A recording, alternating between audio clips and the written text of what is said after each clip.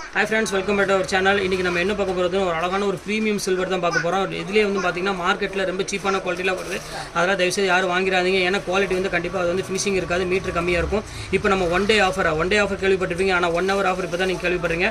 ஒரு சூப்பரான ஒரு பிரீமியம் லுக் கொடுக்கக்கூடிய ஒரு அழகான சில்வர் தான் இப்போ நம்ம வீடியோல ஓனா பார்க்க போறோம். வாங்க வீடியோல போய் ஓனா பார்த்துடலாம். பாருங்க ஆட்டு ஒரு கலர் பாருங்க, எவ்வளோ அழகான கலர் பாருங்க.